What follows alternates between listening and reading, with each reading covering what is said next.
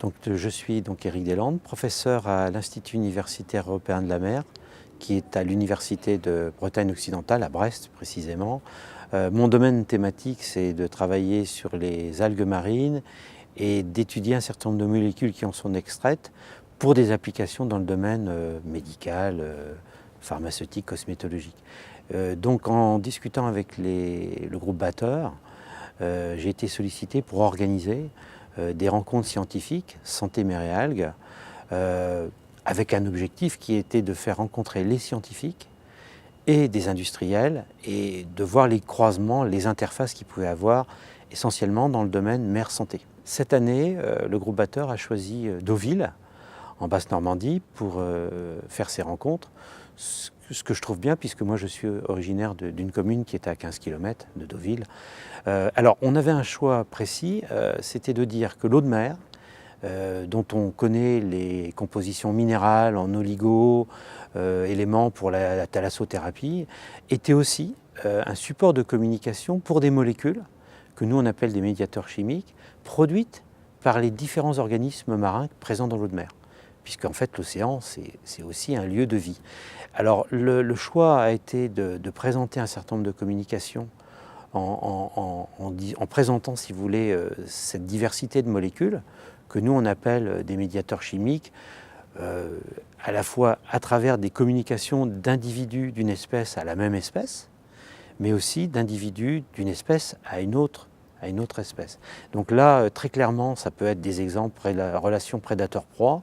Par exemple, une étoile de mer va arriver sur une coquille Saint-Jacques.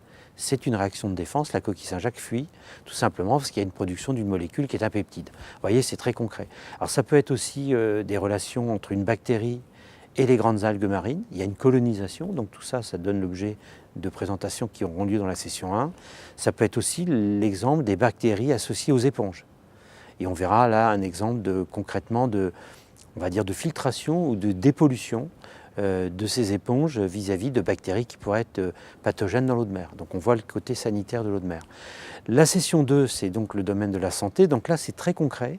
C'est de témoigner finalement de ces produits par les organismes marins à travers des champs d'application. Donc ça peut être la restauration osseuse, ça peut être aussi la compréhension de ces molécules à travers finalement la cicatrisation au niveau cutané. Et donc là, on a des présentations qui sont assez pointues et innovantes, on peut le dire. C'est aussi les témoignages aussi, alors ça c'est encore plus intéressant, sur la biocompatibilité et la restauration des tissus. Et là, on est sur des produits complètement biocompatibles, que bien sûr qui n'existent pas forcément, mais qu'on verra très probablement dans le domaine médical dans les 15-20 ans à venir. Donc l'idée, c'est aussi d'avoir un poids d'avant. Et puis la session 3, qui sera le domaine dédié des entreprises. Alors le souhait du groupe Batteur est toujours de faire témoigner des start-up ou des entreprises qui sont un peu innovantes, mais pas forcément de grande taille. Et là, on a été chercher un exemple qui est assez significatif d'une entreprise qui est en Polynésie, qui s'appelle Pacific Biotech, que nous on connaît bien, enfin que moi je connais bien, qui a développé, je dirais, une expertise sur du sourcing de molécules ou de cyanobactéries de Polynésie, alors avec tous les clichés qu'on peut en avoir, mais concrètement ça s'est traduit par des polymères, des biopolymères qui sont actuellement dans le domaine de la cosmétique et tout. Ça sera une présentation. Il y aura aussi très concrètement des startups qui vont produire on va dire des produits naturels. Donc ça, c'est la société Alganact, qui est hébergée à l'université de Caen, puisqu'on est en Basse-Normandie, et qui propose des molécules issues des grandes algues, des microalgues, donc le monde des algues, des petites algues ou des grandes algues, et à travers donc des expertises connues.